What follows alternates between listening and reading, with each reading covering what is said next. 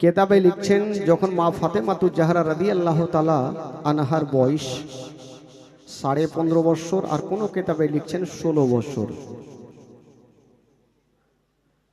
তখন আমার নবীর কাছে ফাতেমার জন্য বিয়ের প্রস্তাব আসতে আরম্ভ হইল।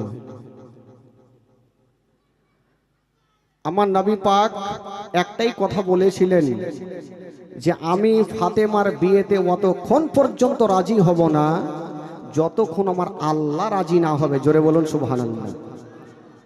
আমার আল্লাহ যতক্ষণ রাজি হবে না ততক্ষণ আমি নবীও রাজি হব না। আমার আল্লাহর বিনা পারমিশন ছাড়া আমার নবী কোনো কাজ করতেন না। এই জন্য আমার নবীর সমস্ত কথা হাদিস হয়ে গেছে। তো সর্বপ্রথমে বিয়ের প্রস্তাব দিলেন আবু বকর সিদ্দিক রাদিয়াল্লাহু তাআলা আনহু, আমার নবী নাকচ করে দিলেন। 2 নম্বরে বিয়ের প্রস্তাব দিলেন উমর ফারুক রাদিয়াল্লাহু তাআলা আনহু, আমার নবী সেটাকেও নাকচ করে দিলেন। তো ইনারা নবী পাকের কাছে বসে থাকলেন যে আমার নবী তো বিয়েতে রাজি হলো না, একটু বসে থাকি, যদি নবী রাজি হয়। বেশ কিছুক্ষণ পর যখন নবী রাজি হলেন না, এরা দুইজন উঠে গেলেন, বলেন ইয়া রাসূলুল্লাহ এবার আমরা যেতে পারি। বলে হ্যাঁ তোমরা এবার যাও। ইনারা দুইজন রাস্তাতে যেতে যেতে আলোচনা করছেন। আবু বকর বলছেন উমর, আমরা নবীকে এত ভালোবাসি আর নবী আমাদের এতই ভালোবাসেন, আজকে ফাতেমার জন্য বিয়ের প্রস্তাব দিলাম, নবী নাকচ কেন করলেন? নবীকে আমাদেরকে ভালোবাসেন না? উমরে ফারুক বলছেন আবু বকর ওটা কথা নয়, হয়তো আমার মহান আল্লাহ রাজি নাই, এই জন্য আমার নবী হয়তো রাজি হলো না। তবে আবু বকর বলছেন উমর একটা কথা, আমার মন বলছে, দিল বলছে, আমিও বিয়ের প্রস্তাব নিয়ে গেলাম, তুমিও বিয়ের প্রস্তাব দিলে, নবী নাকচ করেছেন, কিন্তু আমাদের মধ্যে এমনই একজন ব্যক্তি আছে, উনি যদি বিয়ের প্রস্তাব দেয় তবে নবী নাকচ করবে না। সেটাকে বলে, সেটা হলো কি বলে, ওই আবু তালেব যদি বিয়ের প্রস্তাব, সেরে খোদা আলী যদি বিয়ের প্রস্তাব দেয় তাহলে হয়তো নবী রাজি হয়ে যাবে। উমরে ফারুক বলছেন আবু বকর এটা কেমন কথা বললেন? আমাদের টাকা আছে, পয়সা আছে, ধন দৌলত, গাড়ি বাড়ি সব কিছু আছে, যদি নবী আমাদের সঙ্গে রাজি না হয় তবে আলী তো একজন হলো নবীর বাড়ির চাকর, ওই আলীর সঙ্গে আমার নবী রাজি হবে না। আবু বকর বলছেন উমর পয়সার ঘামান দেখায়ও না, পয়সার ফাঁকার করিও না, আমার মহান আল্লাহ যদি রাজি হয় তবে আমার নবী রাজি হয়ে যাবে। উমর, যদি আমার আল্লাহ রাজি হয় তবে নবী হয়তো রাজি হবে, চলো একবার আলীকে গিয়ে বলি যে নবীর বেটি ফাতেমা বড় হয়েছে, তুমি যাও বিয়ের প্রস্তাব নিয়ে। ইয়ারা দুইজন যুক্তি করে বাবা এক পা দুই পা করে আলীর কাছে গিয়ে হাজির হয়ে গেল। ও ভাই আলী একটু বাইরে বেরিয়ে আসো। সেরে খোদা আলী বেরিয়ে চলে আসিল। ওগো ভাইয়ারা বলো তোমরা কেন এসেছো? ইয়ারা দুইজন বলল আলী তুমি কি জানো না আজকে নবীর বেটি ফাতেমা, নবী নন্দিনী ফাতেমার বয়স এখন 16 বছর হয়ে গেছে, তুমি দেরি করো না, তুমি বিয়ের প্রস্তাব নিয়ে যাও, হয়তো নবী রাজি হয়ে যাবে। সেরে খোদা আলী বলছেন ভাইয়ারা শোনো, আমি তো বিয়ের প্রস্তাব নিয়ে যাব, তবে তোমরা আমাকে একটা কথা বলো, তোমরা কি বিয়ের প্রস্তাব নিয়ে গিয়েছিলে? ইয়ারা দুইজন বলল ওগো আলী আমরা বিয়ের প্রস্তাব নিয়ে গিয়েছিলাম, নবী রাজি হলো না। এই কথা যেমনই বলতে নাই সেরে খোদা আলী বলল ভাইয়ারা একটা কথা শুনে নাও, তোমাদের টাকা আছে, পয়সা আছে, গাড়ি আছে, বাড়ি আছে, যদি তোমাদের সঙ্গে নবী রাজি না হয়, আমি তো হলাম একজন নবীর বাড়ির চাকর, আমার সঙ্গে রাজি হবে কি করে? ও ভাইয়া আমি কোনো মতেই নবীর দরবারে যেতে পারবো না। তোমার তোমাদের সঙ্গে রাজি না হয়তো আমি তো একজন নবীর বাড়ির চাকর, আমার সঙ্গে কি করে রাজি হবে? এরা দুইজন জিজ্ঞেস করছে, আলী আমাদের মন বলছে তুমি একবার যাও না, যদি নবী রাজি হয়ে যায়। আলী যাবে না, আর এর হাত দুইজন আলীর হাতখানা ছাড়ে না। তো সেরে খোদ আলী বলল, দেখো ভাই, যখন তোমরা জিদ ছাড়ছো একটা কথা বলবো, আমরা নবীর কাছে আমি যাব, কিন্তু বিয়ের কথা আমি বলবো না। এরা দুইজন বললো, বিয়ে করবে তুমি তো বলবে কেটা? বলে দেখো ভাই, আমার তরফ থেকে তোমরাকে বলতে হবে। এরা পেশালে চিন্তা করছে, একা এক নিয়ে চল, ফাঁসিয়ে দিব। বলতেই হবে, নবীর দরবারে গেলে বলতে হবে চল আগে।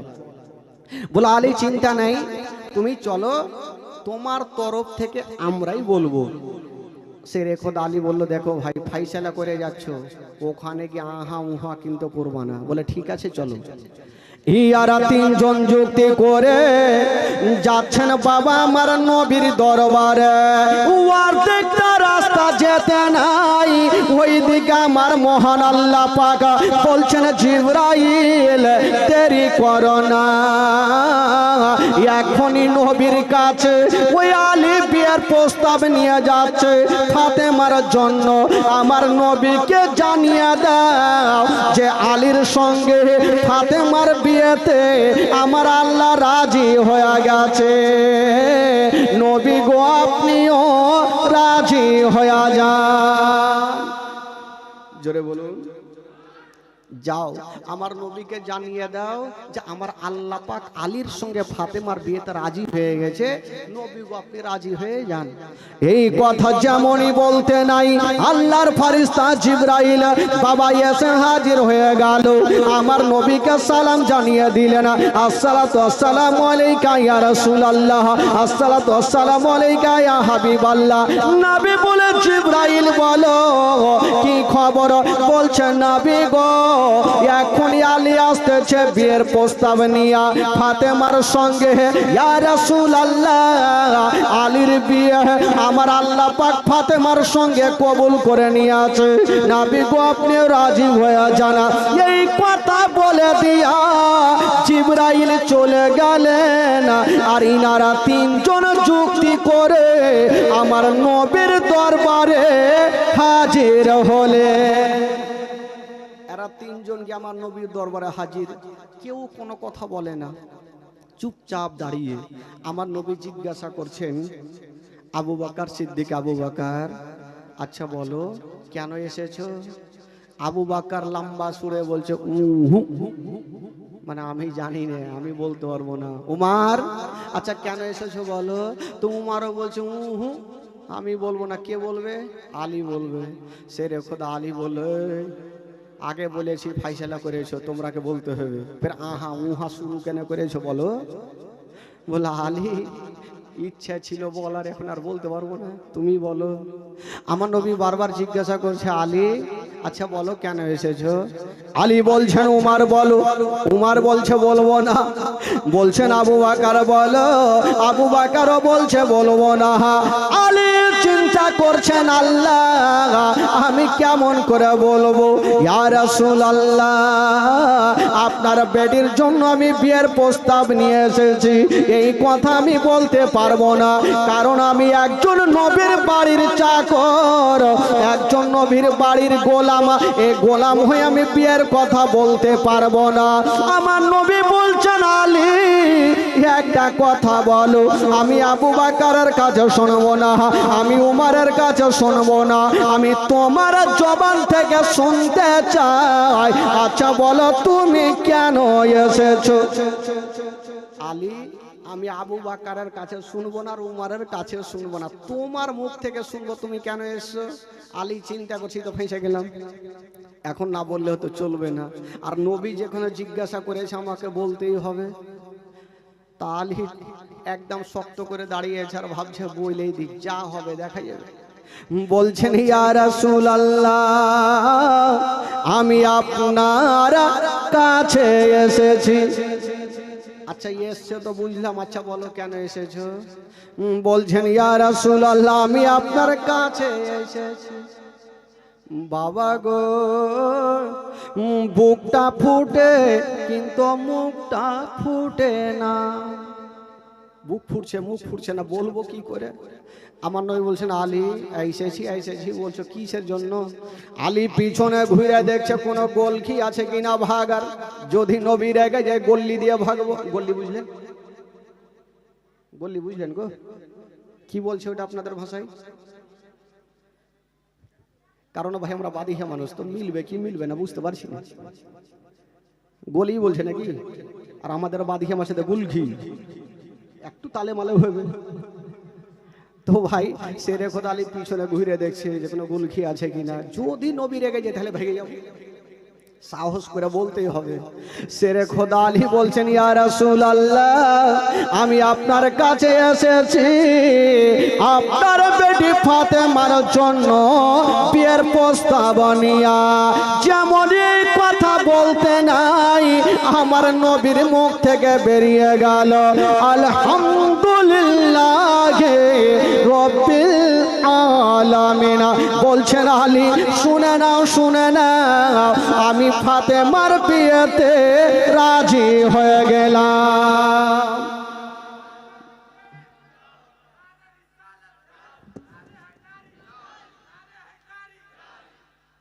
রাজি তো হয়ে গেল। শেরে খোদা আলী বড়কা নিঃশ্বাস নিয়ে এসে জান তো বাঁচলো। ভাবলাম যে নবীর তো রাজি হবে না। তো শেরে খোদা আলী যে কেন এসছিলেন আমার নবী তো আগেই জানতেন, কিন্তু আমার নবী জানা সত্ত্বেও ভাবলো যে আমি আলীর জবান থেকে শুনবো কথাটা, তার জন্য বারবার করে জিজ্ঞাসা করলেন। তো শেরে খোদা আলী এই তো চিন্তা ভাবনাতে কি বলে করতে করতে বলে ফেললেন, আমার নবী রাজি হইল। তো আমার নবী জিজ্ঞাসা করছেন আলী আমার ফাতেমার সঙ্গে তোমার বিয়ে দেব, আচ্ছা বলো তোমার কাছে কিছু আছে?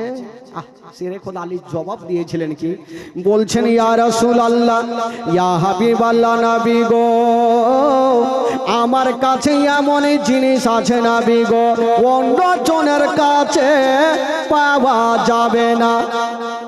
কি এমন আছে তোমার কাছে বলো যে অন্য জনের কাছে নাই? বলছেন ইয়া রাসূলুল্লাহ আমার কাছে দয়ার নবী মুস্তাফা আছে, আমার কাছে আম্মা আমেনার কলেজার টুকরা আছে, আমার কাছে আব্দুল্লাহর নয়ন তারা আছে। আমার নবী বলছেন আলী আমি তো আছি, আর কি তোমার কাছে কিছু আছে? শেরে খোদা আলী বলেছিলেন নবী গো যার কাছে শ্রেষ্ঠ মানার নবী আছে তার জন্য জান্নাত জাহান্নামের দরকার পড়বে না। যার কাছে নবী আছে তার দুনিয়ার কোনো দরকার নেই। তো আমার নবী বলছেন আলী আমি তো আছি, তোমার কাছে আর কিছু আছে, বিক্রি করার কিছু আছে? শেরে খোদা আলী বলছেন ইয়া রাসূলুল্লাহ আমার কাছে টাকা নাই পয়সা নাই, আমার কাছে একটা ঢাল আছে যেটা লড়াই করি যুদ্ধের ময়দানে। আমার নবী বলছেন আলী যাও ওই ঢালখানাকে তুমি বিক্রি করে আসো। বাবা গো মোহরানা দিতে হবে। শেরে খোদা আলী ওই ঢালটাকে নিয়ে যেন বাবা বাজারে দাঁড়িয়ে গেছেন। তো যুবক বন্ধুরা যেমনই দাঁড়িয়েছেন বাবা ওই ঢালটা অন্যজন কিনল না, একজন সাহাবী যার নাম হলো উসমানে গানি উনি গিয়ে হাজির হয়ে গেল। আচ্ছা আলী বলো তোমার ঢালটার দাম কত হবে? আলী আচ্ছা বলো তুমি যে ঢালটা বিক্রি করতে ওটার দাম কত? তো শেরে খোদা আলী বলল 400 মিসকাল। ঠিক আছে তোমার ঢালটা দিয়ে দাও আর টাকা তুমি নিয়ে এলাও। তো ঢালটা নিল আর টাকা দিয়ে দিল। শেরে খোদা ওই টাকা নিয়ে যাচ্ছেন। বেরাদার উমার কি বলে উসমানে গানি উনি পিছন থেকে ডাক দিচ্ছেন আলী একটু দাঁড়াও। দাঁড়ালো, বলছেন আলী তুমি আমাকে ঢাল দিয়েছো? বলে হ্যাঁ। টাকা তুমি পেয়েছো? বললো পেয়েছি। বলছেন আলী আচ্ছা বলো তুমি টাকা পেয়েছো, টাকার মালিক তুমি, আমি ঢাল পেয়েছি, ঢালের মালিক আলী। আমি যদি ঢালখানা ভেঙে দিই তোমার কি কিছু বলার আছে? শেরে খোদা আলী বলছেন না, আপনি টাকা দিয়ে ঢাল কিনেছেন, আপনি ফেলে দেন, আপনি ভেঙে দেন, আপনার ব্যাপার। তখন বলেছিল, ও আলী শুনো, এই ঢালের মালিক আমি, তবে একটা কথা শোনো, এই ঢালখানা আমার হাতে মানাই না, এই ঢালখানা আবার তোমাকে আমি ফেরত দিলাম। বিনা টাকাতে ব্যবসা হয়ে গেল, টাকাও হইল আর ঢালও ঘুরিয়ে ফেল, আর ওই টাকা নিয়ে আমার নবীর দরবারে হাজির হইল। আমার নবী মোস্তাফা বললেন, বেলাল যাও, এখান থেকে কিছু টাকা নিয়ে যাও আর কিছু খুরমা খেজুর কিনে নিয়ে আসো। যুবক বন্ধুরা, ওই বেলাল হাবশি সেখান থেকে টাকা নিয়ে গেল আর কিছু খুরমা খেজুর নিয়ে চলে আসিল। আর যেমনই নিয়ে আসা গেল বন্ধুরা, সঙ্গে সঙ্গে ওই শেরে খোদা আলীর সঙ্গে ফাতেমার বিয়ে সম্পূর্ণ হয়ে গেল। যেমনই বিয়ে হলো বন্ধুরা, ও যুবক বন্ধুরা, ফাতেমার বিয়ে আলীর সঙ্গে হয়ে গেল। ওরে যুবকেরা, একটা কথা বলে দি, বিয়ে তো হলো বাবা, তবে মানধন কি কিছু দিয়েছিল? আজকাল বিয়ে হলে কিছু হোক চাই হোক না হোক, একটা পালসার গাড়ি লাগবে, হোক মোটর সাইকেল, হিরো হুন্ডা, যে কোনো একটা জিনিস লাগবে।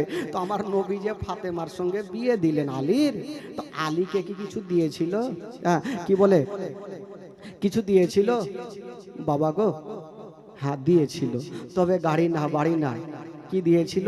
খেজুরের পাতাকে আমার নবী নিজের হাতে একটা একটা করে সেলাই করে একখানা জায়নামাজ তৈরি করেছিলেন। জোরে বলুন সুবহানাল্লাহ। আর ওই জায়নামাজ খানা দিয়েছিলেন, দুটা মাটির বার্তান দিয়েছিলেন, যেটাতে অজু করে। এখন তো হয়তো লোটা হয়ে গেছে, তখন তো মাটির বার্তান ছিল, ওই মাটির বার্তান দুটা দিয়েছিলেন।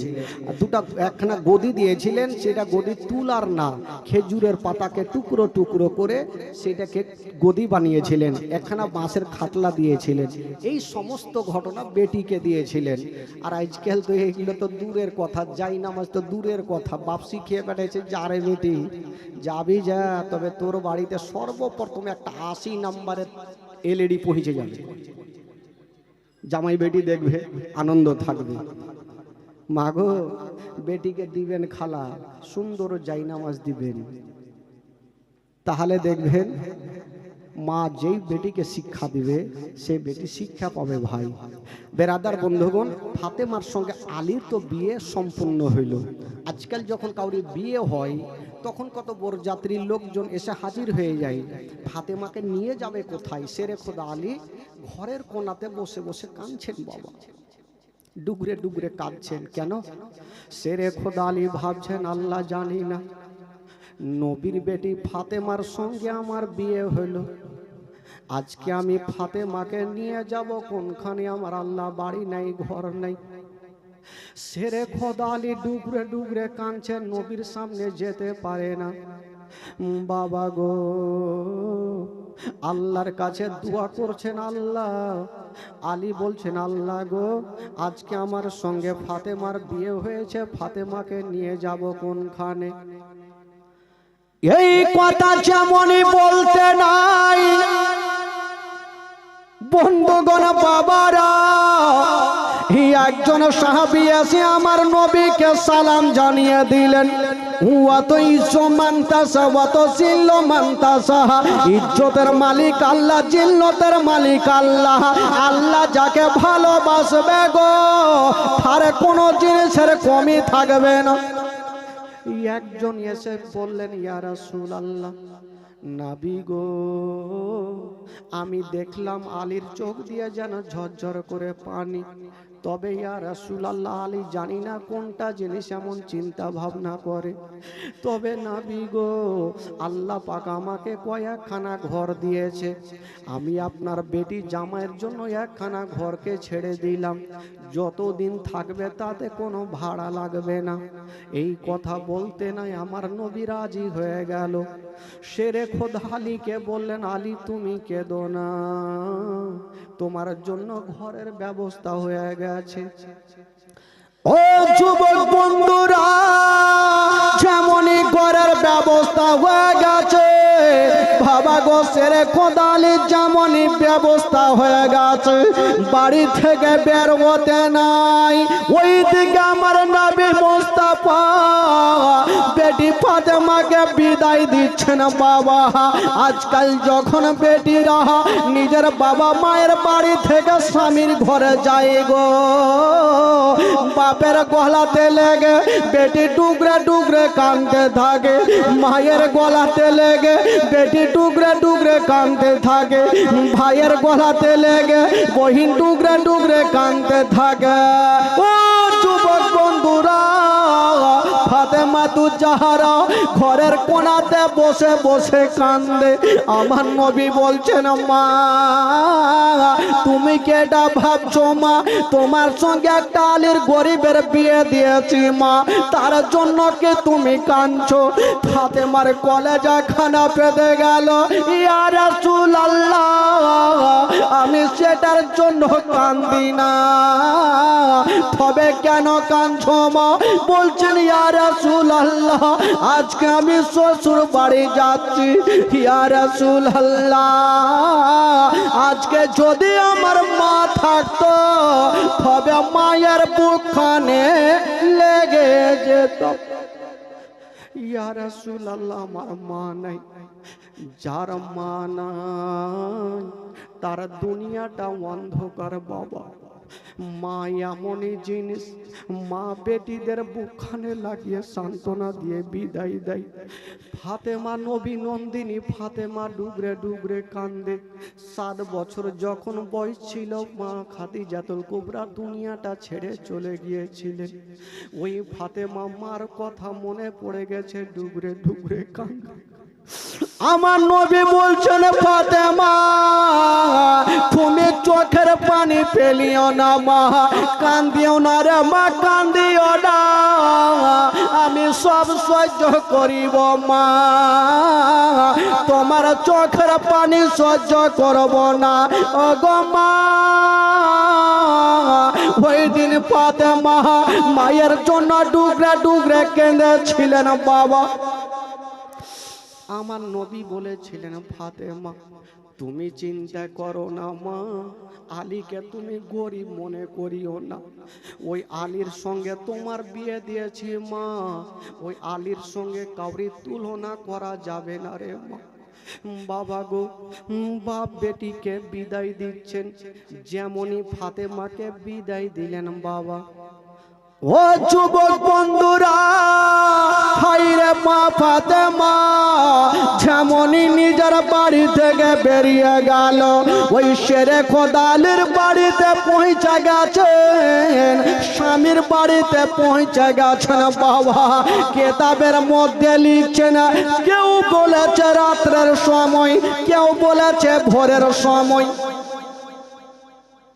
আমার নবী গেটে ডাক দিতেছেন। বাবা, যেমনই ডাক এই চুপচাপ বাবা, যেমনই গেটে ডাক দিয়েছেন, ফাতেমা তু জাহারার যেন চোখটা খুলে গেছেন। আল্লাহ, এটা তো আমার বাপের গলা লাগে। আল্লাহ, আমার আব্বা আমাকে একটা মিনিট না দেখলে থাকতে পারে না। আমার আব্বা কি আমার জন্য দেখার জন্য চলে এসেছে। সঙ্গে সঙ্গে মা ফাতেমা উঠে গেলেন, আর দরওয়াজা যেমনই খুলেছেন, বাবা আমার নবীর ওপরে নজর পড়ে গেল। দেখছেন আমার নবী দাঁড়িয়ে আছেন, আর চোখ দিয়ে ঝরঝর করে পানি। ফাতেমা বলছেন, আব্বা আমি জানি আপনি আমাকে না দেখলে থাকতে পারেন না, আপনি আমাকে না দেখলে আপনার দিনটা কাটে না। বলছেন, মা আমি যে তোমার কাছে এসেছি মা, একটু আমাকে ঘরে নিয়ে চলো। যেমনই বন্ধুরা, হায়রে নবী নন্দিনী আমার নবীকে নিয়ে ঘরে গেলেন। বাবা, আমার নবী মুস্তাফা বলছেন, মা ওরে বেটি ফাতেমা দেরি করো না মা, আমাকে 1 লোটা পানি দিয়া দাও মা। ফাতেমা গেল এক লোটা পানি এনে আমার নবীকে দিল। ওই নবী মুস্তাফা পানিতে একটা দম করে দিয়ে একটা ফুঁক মেরে দিয়া আঙ্গুলে পানি নিয়ে ফাতেমার চেহারাতে ছিটা মারলেন। আলীকে ডাকা হইল, আলীর চেহারাতে ছিটা মারলেন। যেমনই পানির ছিটা মেরেছেন বাবা, আমার নবী বলছেন মা এবার আমি চললাম রে মা। যেমনই বাপি এই কথা বলতে নাই, ফাতেমা হাউমাউ করে কাঁদতে আরম্ভ করলেন। আমার নবী বলছেন বেটি ফাতেমা তুমি কাঁদলে কেন মা? বলছেন আব্বা গো আপনি যাচ্ছেন তার জন্য আমি কাঁদি না আব্বা গো, আমি এই জন্য কাঁদলাম আব্বা, আজকে যদি আমার মা আমার কাছে আসতো আব্বা, আমাকে বেটি বলে বুক কানে লাগাইয়া আমার মা আমার কাছে দুটা রাত থাকতো, মা বেটিতে কত গল্প করতাম, আমার দুঃখটা মিটে যেত। আমার নবী ফাতেমার চোখের পানি মুছে দিয়ে বলছেন মা রে কান্দিও না মা, তোমার মায়ের সময় হয়ে গেছে চলে গেছে মা, তোমারও সময় হবে তুমিও চলে যাবে মা। হাইরে নবী নন্দিনী ফাতেমা বাপের হাত কানা ধরে কাঁদে না পা, আমি ছোট কালে আমি নিজের মাকে হারিয়ে দিয়েছি আব্বা, আমি মায়ের ভালোবাসা পেলাম না, আর যা মা দুনিয়াতে নাই গো তার দুনিয়াটা অন্ধকার। আমার নবী বলেছিলেন ফাতেমা তুমি চোখের পানি ফেলিও না মা, ফাতেমা তুমি কান্দিও না মা, আমি তোমাকে রেখে গেলাম, তবে আলী তোমার খেয়াল রাখবে মা। ফাতেমা বলছেন আব্বা গো সেটা তো বুঝলাম, তবে আব্বা আপনি একটা রাত আমার বাড়িতে থাকেন। বাপ বেটিতে কথা চলছে, শেরে খোদা আলী চলে আসলেন, ইয়া রাসূলুল্লাহ আপনি আমার বাড়িতে থাকেন।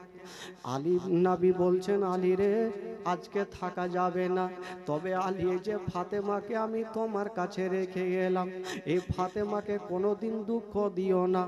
শেরে খোদা আলীকে এই কথা বলার পর ফাতেমাকে বলছেন মা এই যে তোমার স্বামী তোমার মাথার তাজ থাকলো মা, কোনোদিন একটা বড় কথাও বলিও না, কোনোদিন একটা কি বলে ধিক্কার মেরে কথা বলিও না। বাবা গো আমার নবী চলে যাচ্ছেন বাড়ি থেকে বের হয়ে, ফাতেমা পিছন থেকে দেখছেন আর কাঁদছেন। বাবা আমার নবী মুস্তাফা আবার ঘুরে গিয়া ফাতেমার চোখের পানি মুছে দিয়ে বলছেন মা তুমি কান্দিও না মা রে, দুনিয়াতে কেউ থাকেনি কেউ থাকবে না, এই জন্য তো কবি লিখেছেন বাবা ডাইনে মাটি ডাইনে মা ডানে বামে মাটি আমার মাটির বেছানা, ডানে বামে মাটি আমার মাটির বেছানা, আমি চলে যাব আমায় তোমরা ভইলা যাইও না, আমি চলে যাব আমায় তোমরা ভইলা যাইও না, ডাইনে বামে মাটি আমার মাটির বেছানা, ডাইনে বামে মাটি আমার মাটির বেছানা, টাকা পয়সা বাড়ি গাড়ি যাহা করেছে সব কিছু ফেলাইয়া আমি একা যাইতেছি, টাকা পয়সা বাড়ি গাড়ি যাহা করেছে সব কিছু ফেলাইয়া আমি একা যাইতেছি, হাই হাই এত নিষ্ঠুর হবে মানুষ আগে বুঝি নাই, হাই হাই এত নিষ্ঠুর হবে মানুষ আগে বুঝি নাই, ডাইনে বামে মাটি আমার মাটির বেছানা, ডাইনে বামে মাটি আমার মাটির বেছানা, আমি চলে যাব আমায় তোমরা ভইলা যাইও না, ডাইনে বামে মাটি আমার মাটির বেছানা। ঘরের বেবে ছেলে মেয়ে আছে যাহারা জন্মের মতো বিদায় করে দিবেন তাহারা। ঘরের বেবে ছেলে মেয়ে আছে যাহারা জন্মের মতো বিদায় করে দিবেন তাহারা। হাই হাই এই জগতে আমার আপন আর তো কেন নাই, হাই হাই এই জগতে আমার আপন আর তো কেন নাই। ডাইনে বামে মাটি আমার মাটির বিছানা, ডাইনে বামে মাটি আমার মাটির বিছানা। আমি চলে যাব আমায় তোমরা ভুলা যাইও না, ডাইনে বামে মাটি আমার মাটির বিছানা। হায় রে ফাতেমা বলছেন আব্বা গো আমার মা আমাকে ছেড়ে চলে গেছে আব্বা, আমার মা নাই বলি আমার দুনিয়াতে কিছুই নাই। আমার নবী ফাতেমাকে সান্ত্বনা দিয়া বলছেন ওরে বেটি ফাতেমা আমি আলীর সঙ্গে তোমার বিয়ে দিয়েছি মা, আমার আলী তোমার খেয়াল রাখবে রে মা, চিন্তা করো না। ফাতেমাকে রেখে দিয়া আমার নবী চলে গেলেন। যেমনই যেতে নাই ওই ফাতেমার সঙ্গে আমার নবীর ঘর সংসার হইল।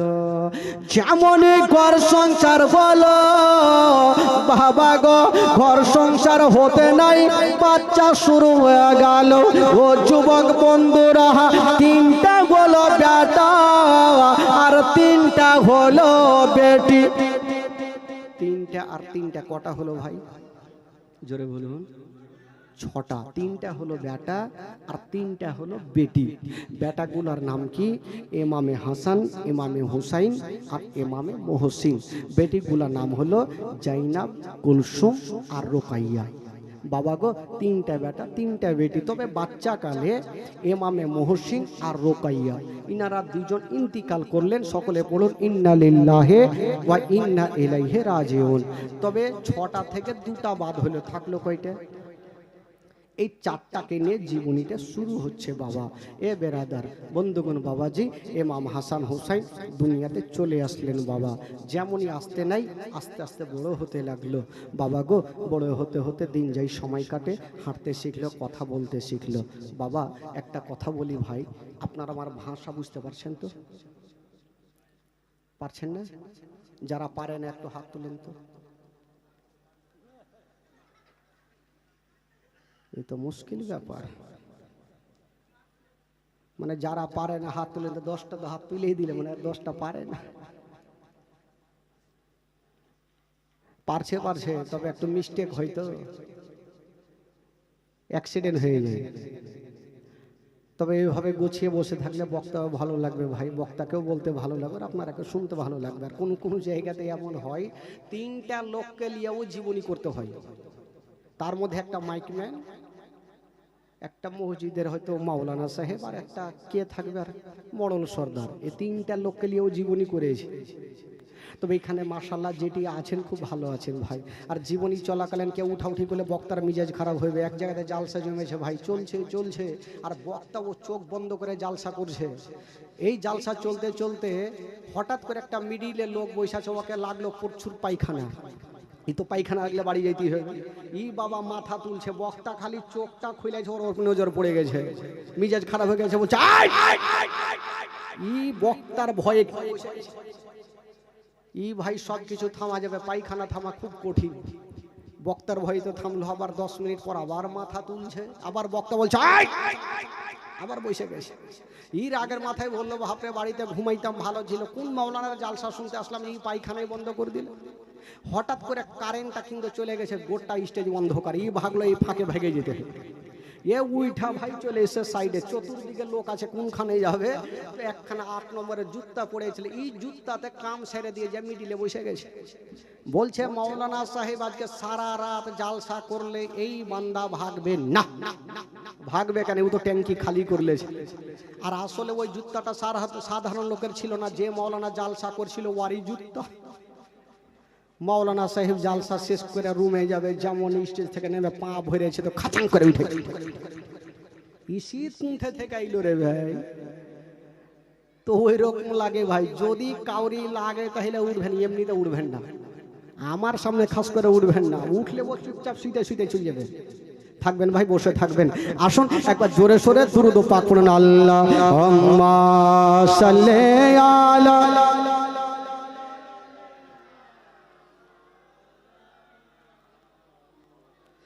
ওয়ালা আলি সাইয়্যিদিনা ওয়ালা আলি সাইয়্যিদিনা। একবার গোটা মাজমা বলুন তো সুবহানাল্লাহ। जिनारा नबी के भालोबासेन दुईटा हाथ तुले बोलुन या रासूलुल्लाह, बोलुन या हाबिबाल्लाह, सुबहानाल्लाह। एकटु मोहब्बत, एकटु मनटा आपनादेर चांगा करे दी भाई। एकटु चलुन मदिना थेके घुरे आसि, आमार संगे गोटा মাজমা चलुन। आमार भालो लागे ना आमी जाबो मदिना। आमार संगे गोटा মাজমা पढ़ुन। যদিও ভাই পড়াতে গুনাহ হয় আমাকে দেবেন, আর নেকি যদি হয় আপনারা ভাগ চুপ করে আত্মনি করে বাইটে নিয়েন। আমার সঙ্গে পড়েন। আমার ভালো লাগে না আমি যাব মদিনা, আমার ভালো।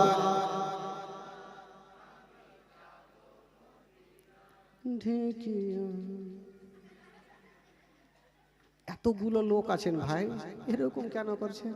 একটু জোরে বলেন, জোরে বলেন।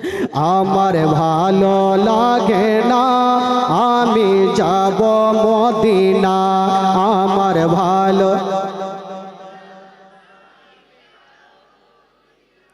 এই বাচ্চাটি না থাকলে মানাই তো, এই চাচ্চাগুলো একটাও পড়ে না। আচ্ছা বাচ্চাগুলো পড়িও না, এই চাচ্চাগুলোকে একটু দেখি। চাচ্চা আপনারা একটু বসে আছেন, একটু মনটা খুলেন তো দেখি, তালাটা খুলেন, জোরে পড়েন। আমার ভালো লাগে।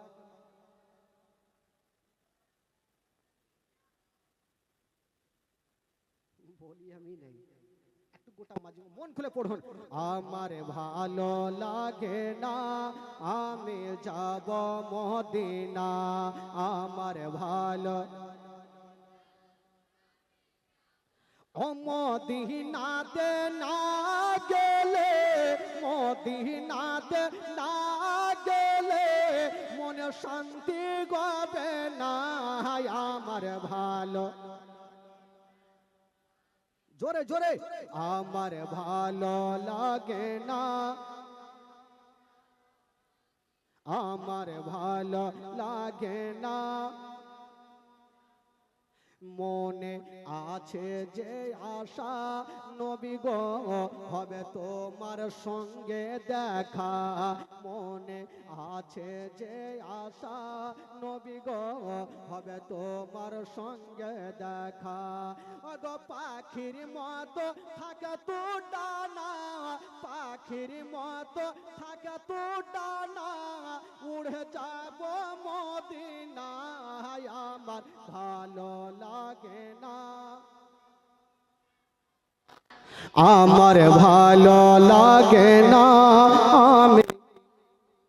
পাঁচ ওয়াক্ত নামাজ যারা করিবেন আদায়, পাঁচ ওয়াক্ত নামাজ যারা করিবেন আদায়, ওগো নামাজ না পড়িলে পরে, ওগো নামাজ না পড়িলে পরে নেকি মিলবে না, আমার ভালো লাগে না। জোরে জোরে। আমার ভালো। ও মদিনাতে না গেলে মনে শান্তি হবে না, আমার ভালো লাগে না। জোরে বলুন সুবহানাল্লাহ। ইমাম হাসান হোসেন বড় হতে লাগলো, নানার কাছে থাকছেন। বাচ্চা কালের ঘটনা। বাবা আজকাল আমরা ভাই ভাই একটা কি বলে কত জিনিসে কম্পিটিশন করি। একদিন ইমাম হাসান একখানা সিলটে লিখেছেন, ইমাম হোসেন একখানা সিলটে লিখেছেন।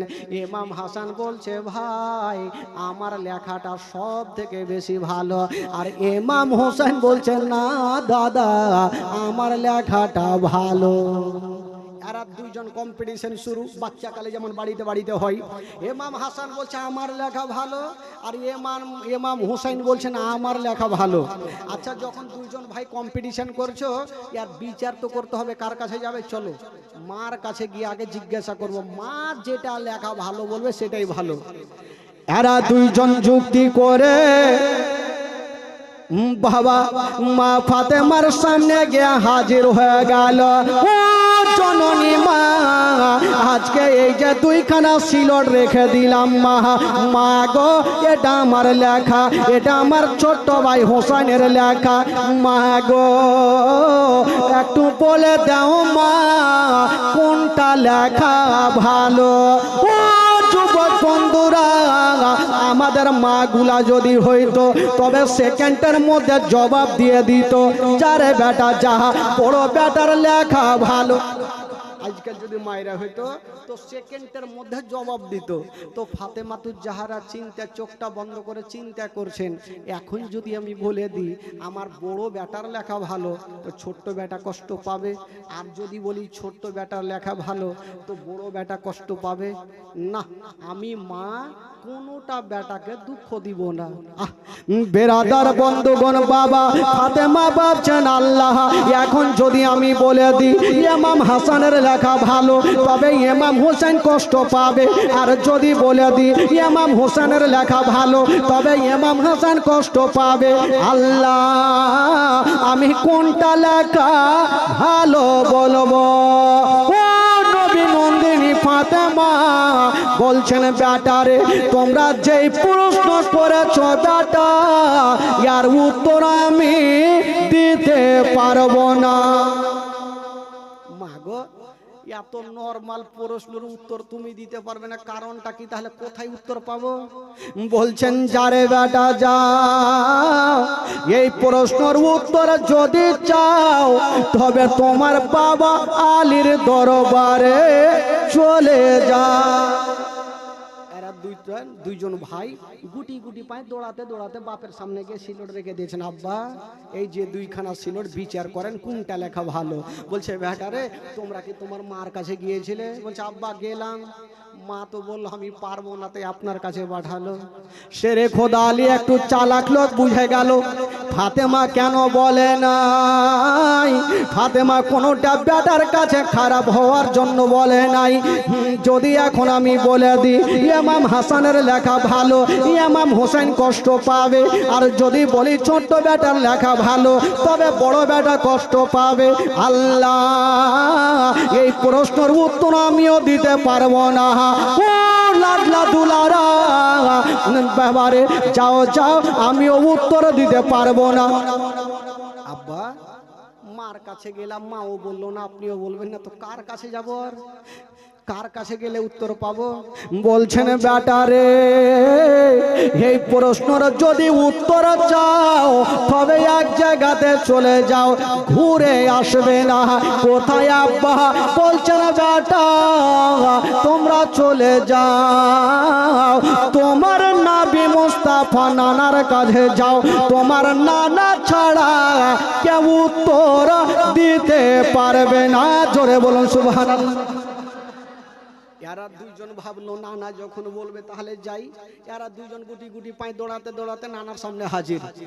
আমার নবী পাক দোনো নাতিকে এত ভালোবাসতেন ভাই, সঙ্গে সঙ্গে সিলটখানা দেখে বলছেন ভাই আচ্ছা বলো কেন এসেছো? বলছে নানা কেন এসেছে আপনি বুঝতে পারছেন না? এই যে দেখেন দুইখানা সিলট, এটা আমার লেখা, এটা ছোট্ট ভাইয়ের লেখা, কোনটা লেখা ভালো একটু বলে দেন। আমার নবী বুঝে গেল ফাতেমা বলেনি কেন, কারণ তো কিছু আছে। আলী বলেনি কেন, কারণ তো কিছু আছে। আমার নবী মোস্তাফা ভাই একটু চোখটা বন্ধ করে ভাবছেন কোনটা বিচার করব, এখন কোনটা নাতিকে কষ্ট দেব। আমার আল্লাহ বলছেন যাও জিবরাইল দেরি করো না, তুমি তাড়াতাড়ি করে যাও, তিনটা মতির দানা নিয়ে যাও আর আমার হাবিবকে দিয়া দাও, নবীকে দিয়া দাও, আর বলিও এই তিনটা মতির দানা নবী ওপরে উড়িয়ে দেবে। যার সিলটে দুটা পড়বে তার লেখা ভালো, আর যার সিলটে একটা পড়বে তার লেখা মন্দ। বাবা বিচার করার জন্য জিবরিল আমিন ফারিস্তা 3টা মতির দানা নিয়ে আমার নবীর কাছে হাজির। সালাম জানালেন, আসসালাতু ওয়াসসালামু আলাইকা ইয়া রাসূলুল্লাহ, আসসালাতু ওয়াসসালামু আলাইকা ইয়া হাবিবাল্লাহ। নবী বলে, জিবরাইল ভাই বলো কি খবর? বলছেন, নবী গো, এই যে আপনার উত্তর নিয়ে এসে গেছি। কি উত্তর? বলছেন, ইয়া রাসূলুল্লাহ, আপনি 2খানা সিলট নিচে রেখে দেন আর 3টা মতির দানাকে উড়িয়ে দেন। যার সিলটে 2টা পড়বে তার লেখা ভালো, আর যার সিলটে 1টা পড়বে তার লেখা ভালো নাই। আমার নবী মুস্তাফা 3টা মতির দানা নিয়ে দোনো নাতিকে ডাকলেন, ও ভাইয়ারা শোনো, এই যে আমি 3টা মতির দানা আমি ওপরে উড়িয়ে দেব। যার সিলটে 2টা পড়বে তার লেখা ভালো, আর যার সিলটে 1টা পড়বে তার লেখা ভালো নাই। 3টা মতির দানা উড়িয়ে দিয়েছেন বাবা। আর আমার দোনো, আমার নবীর দোনো নাতি মতির দানার দিকে দেখে আছে। ইমাম হাসান বলছে, দানারে ঘুরতে হবে না, আমার সিলটে 2টা চলে আয়। আর ইমাম হোসেন বলছে, না, আমার সিলটে 2টাই গুলিও কি বলে মতির দানা চিন্তাতে পড়ে গেল, যাবো তো উঠে যাব। বাবা গো, দেখা গেল একটা সিলটে 1টা মতির দানা, অপর সিলটে 1টা মতির দানা, 2খানা সিলটে পড়েছে আর 1টা মতির দানা বাবা হাওয়ার গতিতে বন বন করে ঘুরছে। ওই মতির দানা ওপরে ঘুরছে, কোনটা সিলটে পড়ে না। ইমাম হাসান বলছে, ওই ঘুরতে হবে না, আমার সিলটে আয়। ইমাম হোসেন বলছে, মাথা খারাপ, আমার সিলটে আয়। এরা 2টা তো কম্পিটিশন লাগিয়েছে, ওই মতির দানাও চিন্তা করছে কোনটে যাব। এখন যদি ইমাম হাসানের সিলটে যাই তাহলে তো কি বলে ইমাম হুসাইন কষ্ট পাবে, আর ইমাম হোসেনের সিলটে যে ইমাম হাসান কষ্ট পাবে। কোনখানে যাব? দোনো নাতি ডাক দিচ্ছে, আমার কাছে, আমার কাছে আই। এই গুলিও ঘুরছে, মতির দানা ঘুরছে। আমার আল্লাহর অর্ডার হয়ে গেল। আল্লাহ বলে, জিবরাইল, ও জিবরাইল, দেরি করো না, তাড়াতাড়ি করে চলে যাও। যে মতির দানাটা ওপরে ঘুরতেছে তুমি মতির দানাকে 2 খণ্ড করে দাও। অর্ধেকটা ইমাম হাসানের সিলটে দিয়ে দাও, অর্ধেকটা ইমাম হোসেনের সিলটে দিয়ে দাও। ও যুবক বন্ধুরা, সাকরে জিবরিল আমিন ফারিস্তা এসে মতির দানাকে 2 খণ্ড করে দিল। একখানা ইমাম হাসানের সিলটে আর একখানা অর্ধেকটা ইমাম হোসেনের সিলটে। আমার নবী বলছেন, ওরে নাতিরা, তোমরা নিজের চোখে দেখে না, তোমাদের 2 জনের লেখা একই সমান। জোরে বলুন, তোমাদের 2 জনের লেখা একই সমান। দোনো নাতি খুশি হয়ে গেল, বাবা চলে গেল। কিন্তু ভাই বন্ধুগণ, বাবাজি, একটা দুঃখের বায়ান, প্রত্যেকের চোখের পানি ঝরঝর করে পড়বে। ভাই, এই ঘটনা যখন বইয়ে পড়েছিলাম নিজেই চোখের পানি ধরে রাখতে পারিনি। মা, একটু শুনবেন মা গো। একদিন ফাতেমাতুজ জাহরা নামাজ পড়ার জন্য যাই নামাজ বিছিয়েছেন বাবা, আর দোনো ছেলে ইমাম হাসান হুসাইন যাই নামাজের উপরে গিয়ে বসে গেলেন। তো ফাতেমা বলছেন, বেটা, এটা খেলার জন্য না বেটা। মা, আমরাও জানি মা, এটা খেলার জন্য না, তবু আমরা বসেছি মা, কারণ জানেন মা, আমরা কি অনেক গরিব হয়ে গেছি মা। কেন রে বেটা, তোমাদের মুখে এগুলা কথা কেন? দোনো বেটা বলছেন, মা গো, কালকে ঈদের নামাজ মা, অন্য অন্য ছেলেরা নিজের বাপ মার কাছে নতুন নতুন জামা পেয়ে গেছে, এই এখনই পরিধান করে ঘুরে বেড়াচ্ছে মা। আমরা নবীর নাতি হয়ে কি আমরা নতুন পোশাক পাবো না? এই কথা যেমনই বলতে নাই, হাইরে নবী নন্দিনী ফাতেমার বাবা চোখ দিয়ে পানি থামলো না, ঝরঝর করে কাঁদতে লেগেছেন। আর দোনো লাডলাকে টেনে বুকে লাগায়া বলছেন, ওরে লাডলা দুলারা, ওরে কলেজার পারা, ওরে নয়নের তারা, তোমরা এই কথা কেন বললে বেটা? মা, বলবো না তো কি করব মা, আমরা তো নবীর নাতি, আমরা কি নতুন পোশাক পাবো না? ফাতেমা বলছেন বেটা একটা কথা বলে দি, ওরে লাডলা দুলারা, কালকে ঈদের নামাজের আগে আগে বেটা তোমাদের নতুন পোশাক তৈরি হবে। এই কথা বলতে নাই দোনো বেটা মার হাতখানা ধরে বলছেন মা গো, এমন কোন টেলার আছে মা এত এমার্জেন্সি পোশাক দিয়ে দেবে মা? বলছেন বেটা তোমরা চিন্তা করো না, আমি তোমার মা কথা দিলাম বেটা, কালকে ঈদের নামাজের আগে আগে আমি তোমার মা তোমাদের নতুন পোশাক দেব। এই কথা বলল যেমন দোনো ছেলে মার কাছ থেকে চলে গেল। হাইরে নবী নন্দিনী ফাতেমা যাই নামাজ বিছায়া বাবা গো সাজদাতে পড়ে গেছে, সাজদাতে পড়ে গিয়ে দোয়া করছেন আল্লাহ আজকে আমার ছেলেদের কাছে আমি ওয়াদা করেছি আল্লাহ কালকে ঈদের নামাজের আগে আগে নতুন পোশাক পেয়ে যায়। যেমন দোয়া করা হায়রে মা ফাতেমা যেমনই আল্লাহ দরবারে দোয়া করেছেন বাবা, ফাতেমার দোয়া আল্লাহ দরবারে কবুল হয়ে গেল। কেন কবুল হবে না মা গো? ওই ফাতেমার দোয়া কবুল কেন হবে না? ফাতেমা যদি সন্ধ্যার সময় সিজদায় যেতেন সারা রাত খতম হয়ে যেত, একটা সাজদা খতম হতো না।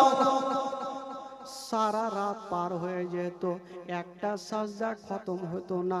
ফাতেমার দোয়া কেন কবুল হবে না মা গো? বাবারা যেমনই দোয়া করেছেন বাবা আল্লাহর দরবারে দোয়া কবুল হয়ে গেল। আল্লাহ বলে জিবরিল তাড়াতাড়ি যাও, দেরি করো না, ফাতেমার চোখের পানি যেন আর না পড়ে। আল্লাহ গো কোথায় যাব? বলে তুমি জান্নাতে যাও, আর জান্নাত থেকে দুটা সাদা রঙের পোশাক নিয়ে নাও, আর আমার হাবিবের বেটি ফাতেমাকে দিয়া দাও। আল্লাহর ফেরেশতা জিবরাইল বাবা জান্নাতে গেল, আর জান্নাত থেকে দুটা সাদা রঙের পোশাক নিয়া ফাতেমার গেটে হাজির হলো। ডাক দিচ্ছেন ফাতেমা, দরওয়াজা খোলো। ফাতেমা সাজদায় পড়ে আছেন, চোখ দিয়ে টস টস করে পানি, ঝরঝর করে পানি ঝরছে। আল্লাহ তুমি পোশাকের ব্যবস্থা করে দাও। বাবা জিবরাইল পোশাক নিয়ে পুটলি বেঁধে দাঁড়িয়ে আছে। জিবরাইল বলছেন ফাতেমা একটু দরওয়াজা খুলো। হায়রে নবী নন্দিনী ফাতেমা সাজদা থেকে মাথাটা তুলে বাবা চোখের পানি খানা মুছে দিয়া যেমনই দরওয়াজা খুলেছেন আল্লাহর ফেরেশতা জিবরাইল দাঁড়িয়ে আছেন। ফাতেমা কোনো উত্তর প্রশ্ন করলেন না, হাত থেকে পুটলি খানা নিয়ে ফাতেমা দরওয়াজা লাগিয়ে দিয়েছেন। বাবা যেমনই দরওয়াজা লাগিয়েছেন মা ফাতেমা বলছেন আল্লাহ আমি পুটলি খানা খুলে দেখি। যেমন ফাতেমা বিসমিল্লাহ বলে ওই পুটলি খানা খুলেছেন বাবা, ওই পুটলির মধ্যে বাবা অন্য কিছু ছিল না, আমার নবীর দোনো নাতির জন্য দুটা সাদা রঙের পোশাক ছিল। জোরে বলুন। দুটা সাদা রঙের পোশাক যখন ফাতেমা দেখেছে চোখের পানি মুছে দিয়ে বাবা গো সঙ্গে সঙ্গে শুকরানা 2 রাকাত নামাজ আদায় করলেন। আল্লাহ তুমি ছাড়া ইজ্জত বাঁচানেওয়ালা কেউ নাই। ফাতেমা কাঁদতে কাঁদতে বাবা সকাল হয়ে গেছে। বাবা গো দুটা পোশাক চেয়ারের ওপরে রেখেছেন, সাদা রঙের পোশাক। একটু মাত ধ্যান দিন বাবা, কি রং ছিল? সাদা রং। ওই সাদা রঙের পোশাক চেয়ারে রাখা আছে। ওই দিকে ঈদের নামাজের আগে আমার দয়ার নবী মুস্তাফা ভাবছেন একবার ফাতেমার বাড়িতে যাই, দেখি আমার দোনো নাতির জন্য কোনো পোশাক তৈরি করেছে কিনা। হায়রে নবী মুস্তাফা এক পা 2 পা করে ফাতেমার বাড়িতে হাজির হয়ে গেল। ওরে বেটি ফাতেমা আচ্ছা বলো মা ঈদের নামাজ মা আমার দোনো নাতির জন্য কোন পোশাক তৈরি করেছো কিনা? ফাতেমা হাসতে হাসতে বলছেন, আব্বা গো, ওই যে দেখেন আব্বা, দুটা সাদা রঙের পোশাক আছে। আমার নবী দেখছেন পোশাকগুলা আর বলছেন, ফাতেমা এটা দুনিয়ার পোশাক নয় রে মা, মারে ওই পোশাক থেকে মা জান্নাতি খুশবু বের হয় মা, মারে ওটা হলো জান্নাতি পোশাক। বেটি ফাতেমা বলো, তোমাকে কে দিয়ে গেছে মা? ফাতেমা বলছে, না আমি তাকে চিনি না। আমার নবী বলছেন, ফাতেমা তুমি না চিনতে পারো রে মা, কিন্তু আমি তাকে চিনি রে মা। বলছেন আব্বাকে, বলছেন বেটি আমি যেমন সমস্ত নবীদের সরদার, যেই লোকটা তোমাকে পোশাক দিয়ে গেছে মা, সেই লোকটা হলো সমস্ত ফারিস্তাদের সরদার। আমি যেমন সমস্ত নবীদের কমান্ডার, যেই লোকটা তোমাকে পোশাক দিয়ে গেছে মা, সেই লোকটা হলো সমস্ত ফারিস্তাদের কমান্ডার, তার নাম হলো জিবরাইল। বলছেন আব্বা গো, ভালোই হয়েছে, আমার দোনো বেটাকে আপনি নিজের হাতে পড়িয়ে দিন। আমার নবী দোনো নাতিকে ডাক দিতে যাবে। আমার আল্লাহ বলছে, জিবরাইল দেরি করো না, তাড়াতাড়ি যাও, আমার নবীকে জানিয়ে দাও।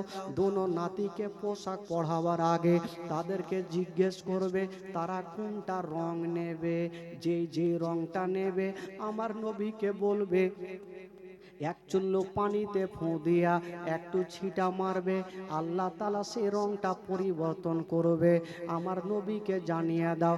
সঙ্গে সঙ্গে জিবরাইল এসে আমার নবীর কানে কানে বলে চলে গেলেন, ইয়া রাসূলুল্লাহ আপনার নাতিদের জিজ্ঞাসা করেন যে রংটা নেবে, আপনি এক চুল্লু পানি ছিটা মারবেন, রং পরিবর্তন হবে। এই কথা বলে জিবরাইল চলে গেলেন। আর আমার নবী বড় নাতিকে ডাক দিচ্ছেন, ওগো নাতি আমার, একটু আমার কাছে এসো। ইমাম হাসান একটু খুশি হয়েছে, আল্লাহ আজকে ঈদের দিন নতুন পোশাক আজকে নানার হাতে পরবো। ইমাম হাসান দৌড় দিয়ে চলে আসলো, নানা কি হয়েছে? বলছেন, ভাই আচ্ছা বলো তুমি কোন রংটা পছন্দ করো?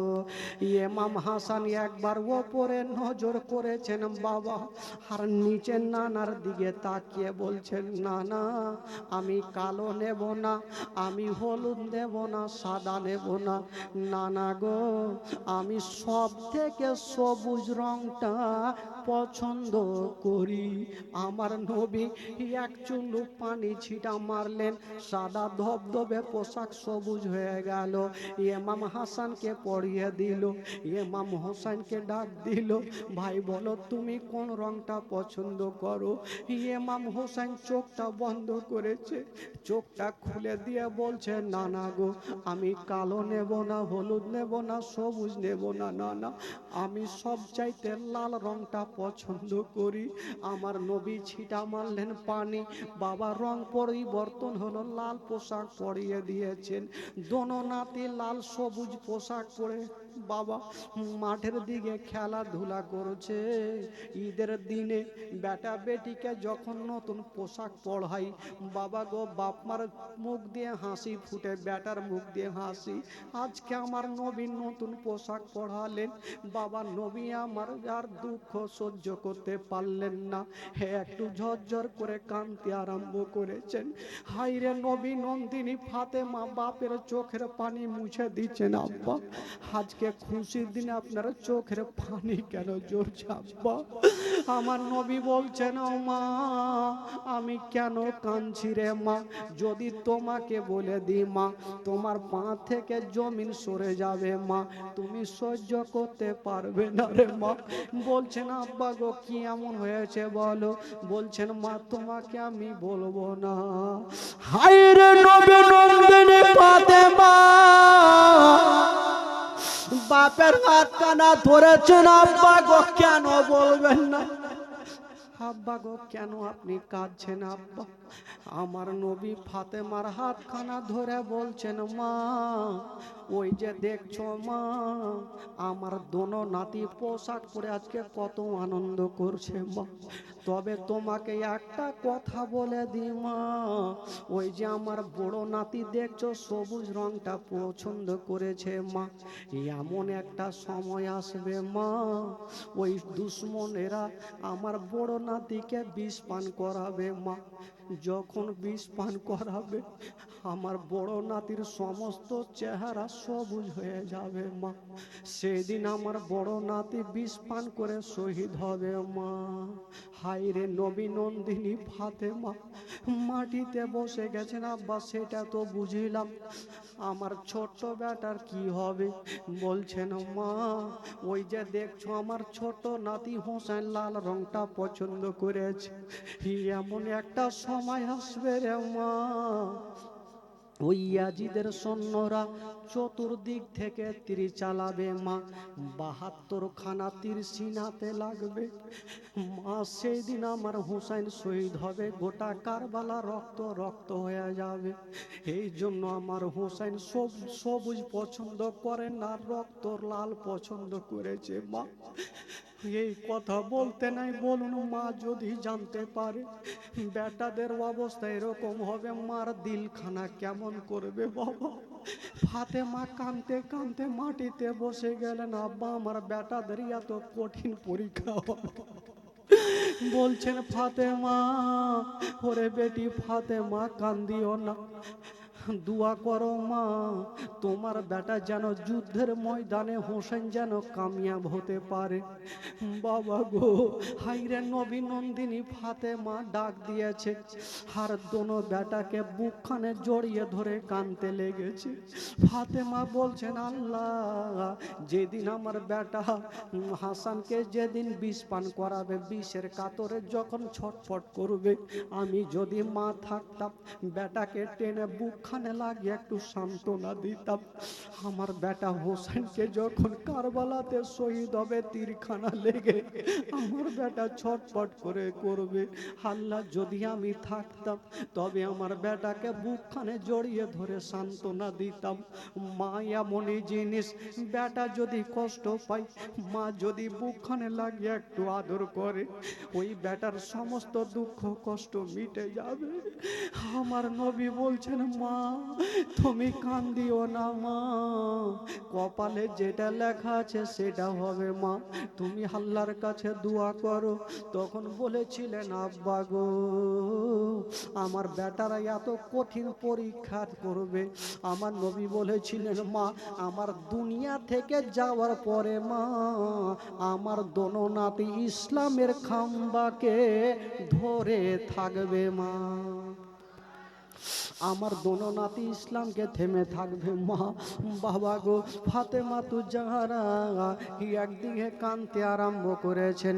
আমার নবী দোনো নাতিকে টেনে বুকখানে লাগায়া, ভাই চলো আমি তোমার নানা তোমাদের ঈদগাহ ময়দানে নিয়ে যাব। দোনো নাতিকে আমার নবী বাবা নিয়ে যাচ্ছেন হাঁটিয়ে হাঁটিয়ে। ইমাম হোসেন একটা কথা বলেছিলেন, নানা গো নানা গো একটা কথা বলবো। নানা কি হলো ভাই বলো? বলছে নানা ওই যে দেখছেন নানা অন্য অন্য ছেলেরা নানা গো ওই যে উঠে চেপে যাচ্ছে নানা, আমাদের উঠ কোথায়? আমরা হেঁটে হেঁটে কেমন করে যাব নানা? বলছে ভাই তোমরা উঠে চাপবে? বলে হ্যাঁ নানা। আমার নবী নাতিকে কত ভালোবেসেছেন বাবা, আজকাল সবাই নাতিকে নাতি নাতনিকে ভালোবাসে। আমার নবী পাক বলছেন, ভাই তোমরা চিন্তা করো না বাবা গো। আমার নবী মুস্তাফা একটু উভুর হয়ে গেলেন আর বলছেন, ভাই তোমরা আমার ঘাড়ে চেপে যাও, পিঠে চেপে যাও, আমি তোমাদের জন্য সাওয়ারি হয়ে গেলাম, তোমাদের জন্য উঠ হয়ে গেলাম, তোমরা আমার পিঠে চেপে যাও, আমি হাঁটিয়ে হাঁটিয়ে তোমাদের ঈদগাহ ময়দানে নিয়ে যাব। বাবা গো, দোনো নাতি চেপে গেছেন নবীর গলাতে, ঘাড়ে চেপে গেছে। ইমাম হোসেন বলছে, না না আর একটা কথা বলি না না, ওই যে দেখছো যারা উঠে চেপে আছে না না, তাদের হাতে লাগাম দেখা যায় না না, আমরা তো চেপেছি না না, আমাদের হাতে লাগাম কোথায়? না না, ওনারা তো লাগাম ধরে আছে না না, আমাদের হাতে লাগাম কোথায়?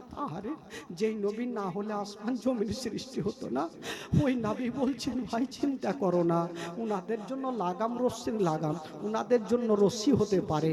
ভাই তোমরা চিন্তা করো না, আমার নবীর চুল মোবারকা বড় বড় ছিল, ভাই তোমরা আমার চুলখানা মজবুত করে ধরে নাও, যখন তোমরা টান দিবে আমি জোরে জোরে চলবো, যখন তোমরা আস্তে টানবে আমি আস্তে আস্তে চলবো।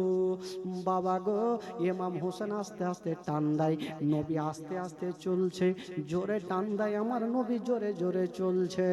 ও যুবকেরা একটা কথা শুনেলেন বাবা, আমার নবীর শরীরের সঙ্গে যার শরীর টাচ হয়ে যায় তার জন্য জাহান্নামের আগুন হারাম হয়ে যায়। আমার নবীর ঘাড়ের ওপরে দোনো নাতি চেপে আছে, এই জন্য তো কবি লিখেছেন বাবা, দুই কান্ধেতে চেপে আছে না আমার হাসান হোসাইন, ধীরে ধীরে চলেন নবী ঈদগাহর ময়দান। আরে জোরে বলুন। আপনাদের ঘুম লাগছে নাকি বাবা? ঘুম লাগছে? যদি বলেন ঘুম লাগছে প্রথম রাত আমিও ভাগবো, একটু জোরে বলুন সুবহানাল্লাহ। দুই কান্ধেতে চেপে আছেন আমার হাসান হোসাইন, ধীরে ধীরে চলেন নবী ঈদগাহর ময়দান। একটু আমার সঙ্গে গোটা মাজমা পড়েন, আমার নবী খুশি হবে। পড়ুন, দুই কান্ধেতে চেপে আছেন আমার হাসান হোসাইন,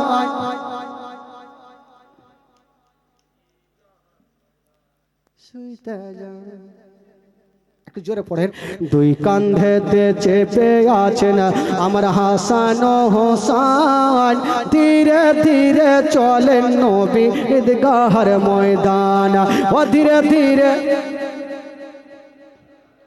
কাল সকালে ঈদের নামাজ পড়বো মা জননী, এখনো কি নতুন পোশাক কিনা মোদের হয়নি, কাল সকালে ঈদের নামাজ পড়বো মা জননী, এখনো কি নতুন পোশাক কিনা মোদের হয়নি, কিনা মোদের হয়নি। জান্নাত রানী মা ফাতেমা, জান্নাত রানী মা ফাতেমা, জান্নাত রানী মা ফাতেমা করোনা বয়ান, ধীরে ধীরে চলেন নবী ঈদগাহর ময়দান। ও ধীরে ধীরে চলেন নবী, দুই কান্ধেতে চেপে আছেন আমার হাসান হোসাইন, ধীরে ধীরে চলেন নবী ঈদগাহর ময়দান। ও পিতা আমার সেরে খোদা মাতা জান্নাত রানী, আর নানা আমার কমলিওয়ালা মাকিও মাদানি, মাকিও মাদানি, মাকিও মাদানি, লুটিতে পারে নিশান, লুটিতে পারে নিশান এজি তোমার মান, ধীরে ধীরে চলেন নবী ঈদগাহর ময়দান। ও ধীরে ধীরে চলেন নবী ঈদগাহর ময়দান। দুই কান্ধেতে চেপে আছেন আমার হাসান হোসাইন, ধীরে ধীরে চলেন নবী ঈদগাহর ময়দান। ও ধীরে ধীরে চলেন নবী ঈদগাহর ময়দান। ও ফোরাত নদী বন্ধ করে মিটবে কি মনের আশা, আরে 3 দিন কেন 7 দিন রইব রে পিপাসা, রইব রে পিপাসা, রইব রে পিপাসা। কারবালাতে শহীদ হয়ে, কারবালাতে শহীদ হয়ে বাঁচাবো ঈমান, ধীরে ধীরে চলেন নবী ঈদগাহর ময়দান। ও ধীরে ধীরে চলেন নবী ঈদগাহর ময়দান। জোরে বলুন সুবহানাল্লাহ, আরো জোরে বলুন। বাবা গো, একটা ঘটনা, একদিন শেরে খোদা আলী ফাতেমাকে জিজ্ঞাসা করছেন, আচ্ছা ফাতেমা একটা কথা বলো তো, তুমি আমাকে কতটা ভালোবাসো। তো ফাতেমাতুজ জাহরা বলছেন, স্বামী গো, আপনাকে আমি অনেক অনেক অনেক ভালোবাসি। তো বলছে, বিবি এক কাজ করো তো, আজকে পরীক্ষা নাও। আচ্ছা তুমি আমার কাছে কিছু চাও তো দেখি, আমি দিতে পারি কি পারি না। তো ফাতেমা বলছে, স্বামী গো, আমি চাইতে পারবো না। বলে কেন? বলে আমি এখন আপনার কাছে চাইবো, যদি আপনি দিতে না পারেন তবে শর্মিন্দা হবেন, আর আপনাকে আমি ছোট করতে চাই না। তো আলী বলছে, ফাতেমা একবার চেয়ে তো দেখো। তো ফাতেমাতুজ জাহরা বলছে, স্বামীকে যখন বারবার বলছেন, তবে একটা জিনিস আপনার কাছে চাইবো। সেটা কি? বলছে, স্বামী গো, আপনার কাছে টাকা চাইবো না, পয়সা চাইবো না, যদি পারেন স্বামী গো, তবে 2টা আমাকে আপেল দিয়ে দেন। জোরে বলুন সুবহানাল্লাহ। আজকাল যদি আমার মা বহিনীর আগে বলতো, স্বামী যে বিবি বলো তো তুমি কি চাও, আপেল চাইতো না 2-4 ভরি গহনা চাইতো? 2-4 ভরি গহনা আমাকে দিয়ে দাও, আমি খুশি হয়ে যাব। কিন্তু ফাতেমাতুজ জাহরা বলছে, স্বামী গো, আমি টাকা পয়সা ধন দৌলত গাড়ি বাড়ি চাই না, আমি মাত্র 2টা আপেল চাই। তো শেরে খোদা আলী বলছে, এই আপেল দেওয়া কোনো বড় ব্যাপার হইল? পকেটে টাকা নেই, তাও দিতে পারবো। কেন? যাব, শুকনো লকড়ি কাটবো, বাজারে বিক্রি করব, আপেল নিয়ে চলে আসবো, খেলা শেষ। বলে ঠিক আছে স্বামী গো, 2টা আপেলই তো দেন। শেরে খোদা আলী একখানা হাতে তরবারি নিয়েছেন বাবা বিবিকে রাজি করার জন্য। বাবা গো, এবার ওই তরবারি খানা নিয়ে বাবা জঙ্গলে পৌঁছা গেল। যেমন জঙ্গলে যাওয়া, বাবা গো গাছে চেপে শুকনো শুকনো লকড়ি গুলা কেটে বাবা গো একটা বোঝা তৈরি করেছে। যেমনই বোঝা তৈরি করা হইল, বাজারে গিয়ে দাঁড়িয়ে গেছে। যেমন দাঁড়িয়ে গেছেন বন্ধুরা, খরিদ্দার কেউ হয় না, আলীর লকড়ি বিক্রি হয় না, খরিদ্দার কেউ নাই, লকড়ি নিয়ে দাঁড়িয়ে আছে। 1 ঘন্টা 2 ঘন্টা সূর্য লাল হতে গেল, লকড়ির খরিদ্দার কিন্তু নাই। ওইদিকে ফাতেমা ঘরের কোণাতে বসে বসে কাঁদছেন, আল্লাহ আমি আমার স্বামীর কাছে এমন আপেল চেয়েছি, আল্লাহ জানি না আমার স্বামী আমার জন্য কত কষ্ট করে, আল্লাহ আমি আপেল চাই না, আল্লাহ আমার স্বামীকে ভালো অবস্থায় আমার বুকখানে ফিরিয়ে দাও। আল্লাহ আমি আপেল চাই না, আমার স্বামী যেন আমার কাছে চলে আসে। ফাতেমা ওই দিকে দোয়া করে, আর শেরে খোদা আলী বাজারে দাঁড়িয়ে দাঁড়িয়ে কান্দে। অত ইজ্জমান্তাসা, অত জিল্লমান্তাসা, ইজ্জতের মালিক আল্লাহ, জিল্লতের মালিক আল্লাহ। একটা খোদার বান্দা চলে আসিল, আলী বলো তোমার লকড়ির দাম কত হবে? আলী বলছেন, ভাই রে আমি দাম করব না, তুমি লকড়ি নিয়ে যাও, আর তোমার কাছে যা আছে তুমি দিয়ে যাও। ভাই লকড়ির দাম করার সময় নেই, কারণ বিবিকে রাজি করতেই হবে, তাড়াতাড়ি তুমি যা পারবে আমাকে দাও। বাবা কয়েক টাকা দিল আর লকড়ি নিয়ে চলে গেল, আর ওই টাকা থেকে 2টা আপেল খরিদ করেছে। 2টা আপেল নিয়েছে আলী, বাবা পকেটে ভরে নিয়া বাবা চলে যাচ্ছে রাস্তা ধরে, আর ভাবছেন আল্লাহ আজকে আমার বিবি ফাতেমা খুশি হবে। আজকে বিবিকে খুশি করার জন্য আলী আনফান করে হাঁটছে। আজকে তো কেউ আছে ভাই যে বিবির জন্য বড় বড় রসগোল্লা বাড়ি নিয়ে গেছেন, কে বিবিকে দিব তো বিবি খুশি হবে? কেউ নাই। আচ্ছা এইখানে এত লোকজন বসে আছেন, আমার চাচা বাবা সবাই তো বসে আছেন। আচ্ছা বলুন তো, যারা নিজের বিবিকে কখনো মারেননি একটু হাত তুলে দেখান তো।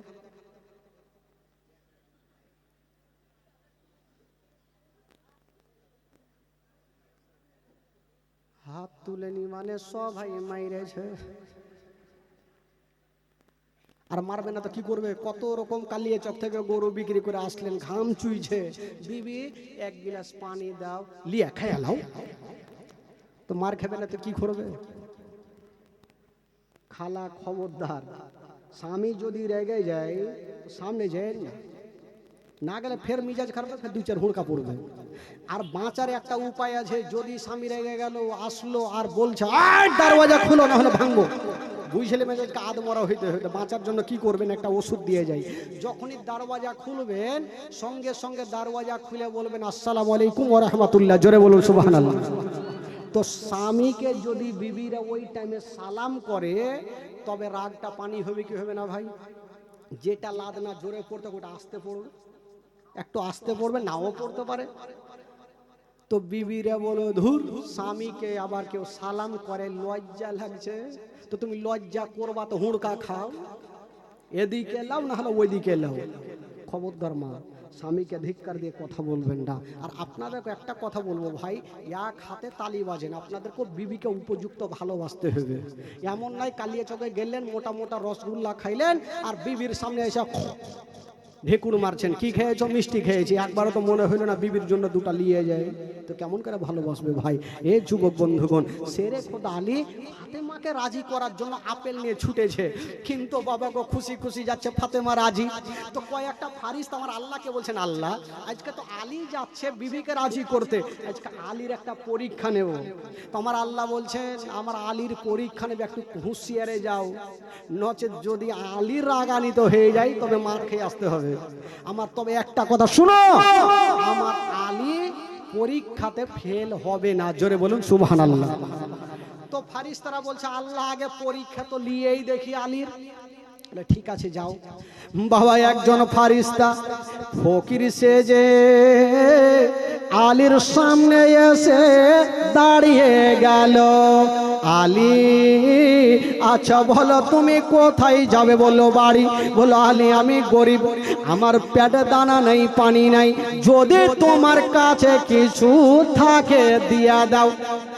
আলী বলছে, ভাই রে আমার কাছে তো কিছুই নাই। ওই ফকির বলছে, আলী আমি জানি কিছু নাই, আর এটাও জানি তোমার কাছে দুটা আপেল আছে। আলী ভাবলো এই আপেল আছে, জানলো কি করে? বললো ভাই রে আপেল আছে, কিন্তু আপেল দিতে পারবো না। কিন্তু ওই ফকির কাঁদছে আর বলছে, আলী যদি তুমি একটা আপেল দান করো তবে একের বদলে 10টা পাবে, আর দুটা যদি দান করো তবে দুটার বদলে 20টা পাবে। আলী ভাবছে 14টা পাই আর 20টা পাই আর 200টা পাই, আমি দিব না।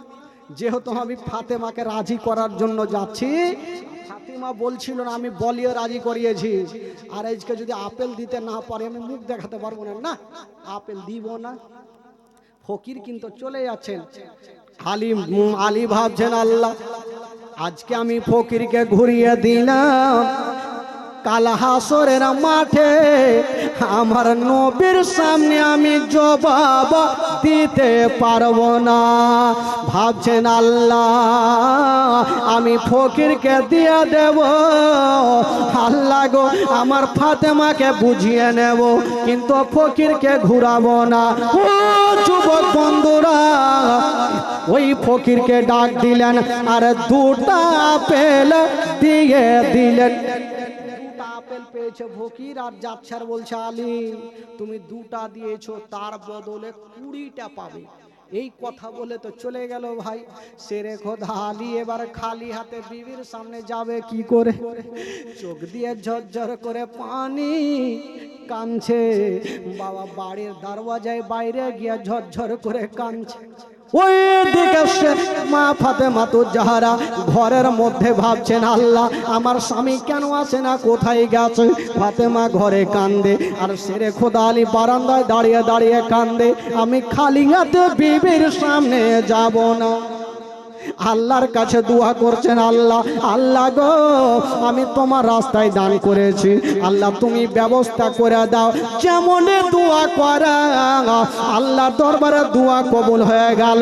আল্লাহ বলে, যাও ও ফারিস্তা যাও, তাড়াতাড়ি করে যাও, আমার আলীকে আপেল দিয়ে আসো। যাও আমার আলীকে আপেল দাও। তো ফারিস্তা দুটা আপেল নিয়ে আলীর কাছে হাজির। বলো আলী চোখের পানি মুছে দাও, একটু মুস্কি মেরে হেসে যা। বললো কেন? বলে আল্লাহ পাক তোমার জন্য আপেল পাঠিয়েছে। তো আলীর খুশি হওয়া দরকার, আলী খুশি হইল না, বাবা অনেক জোরে হুড়কি নিল। ती ফারিস্তা বলছে এই আলীকে আপেল দিচ্ছি তো খুশি না হয়ে হুড়কি কেন মারছে? এই তো ভাগলো। আমার আল্লাহকে বলছেন, আল্লাহ গো আপেল দিতে গেলাম তো এই হুড়কি মারছে। আমার আল্লাহ বলছে আমি আগেই তোমাকে বলেছি যে আমার আলী জান প্রাণ থেকে বেশি ভালোবাসে। তো আলী ফকিরে যখন হুড়কি মারছে ফারিস্তাকে, তো ফারিস্তা বলছে আলী তুমি হুড়কি কেন মারছো? বলছে এই ফারিস্তা একটু আগে আমাকে বলে গেল একজন ফকির একটা দান করলে 10টা পাবে, দুটা দিলে 20টা পাবে। আমি তো দুটা আল্লাহ রাস্তায় দান করেছি, ঘুরিয়ে দুটা কেন 20টা নিয়ে এসো। ই বাবা ঘুরে ভাগলো। আমার আল্লাহকে বলছে আল্লাহ গো এবার যদি যাই তাহলে মুশকিল হয়ে যাবে। এবার তো কি আমার আল্লাহ বলছেন আমি জানি আমার আলী জান প্রাণ থেকে বেশি ইসলামকে ভালোবাসে, নবীর হাদিসকে ভালোবাসে। যাও আমার আলীকে তুমি 20টা আপেল দিয়ে দাও। ভাগ্য ভালো তোমাকে মারেনি, যাও তুমি 20টা আপেল দাও। বাবা গো সঙ্গে সঙ্গে ফারিস্তা 20টা আপেল নিয়ে আমার আলীকে দিলেন। শেরে খোদা আলী 20টা আপেল নিয়ে ঘরে ঢুকছেন। যেমনই ঘরে ঢুকলেন বাবা ওইদিকে নবী নন্দিনী ফাতেমা দরওয়াজায় দাঁড়িয়ে দাঁড়িয়ে কাঁদতেছিল। ওই শেরে খোদা আলীকে দেখার পরে বলছেন স্বামী গো আপনি এসেছেন? বলল হ্যাঁ। বলছে স্বামী গো ও গো আমার মাথার তাজা আপনি কি আপেল নিয়ে এসেছেন? সমস্ত ঘটনা ফাতেমাকে বললেন বাবা। আর যেমনই বলেছেন বাবা স্বামী স্ত্রী দুইজন শুকরানা নামাজ আদায় করলেন আর ওই জান্নাতি ফল বাবা খেলেন। তবে বেরাদার বন্ধুরা ও যুবক বন্ধুরা একটা কথা বলে দি, আমার আল্লাহ যাকে ভালোবাসবে তাকে নিচু করতে কেউ পারবে না। ও যুবক বন্ধুরা আমার শেরে খোদা আলী রাদিয়াল্লাহু তাআলা আনহু ফাতেমাকে এত ভালোবাসতেন বাবা। আর ফাতেমা তু জাহরা স্বামীকে এত ভালোবাসতেন বাবা। কোনোদিন একটা বড় কথা বলতেন না, কোনোদিন একটা ধিক্কার মেরে কথা বলতেন না। যদি কোনোদিন বড় কথা হয়ে যেত, একটু উঁচু কথা হয়ে যেত, স্বামীর হাত ধরে ফাতেমা তু জাহরা ক্ষমা চাইতেন। আল্লাহুম্মা সাল্লি আলা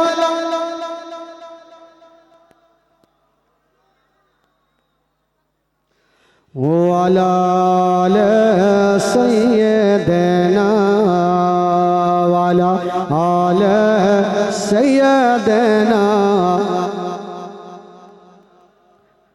সাল্লাল্লাহু তাআলা আলাইহি ওয়াসাল্লাম। যাজ্ঞা ভাই আজকে প্রথম রাত্রি, আরও 3টা রাত থাকবে। আজকে কিছু লোক হয়তো কম এসে কালকে আশা করি আসবেন। যেখান থেকে ছাড়লাম এখান থেকে আবার কালকে শুরু হবে। তবে ভাই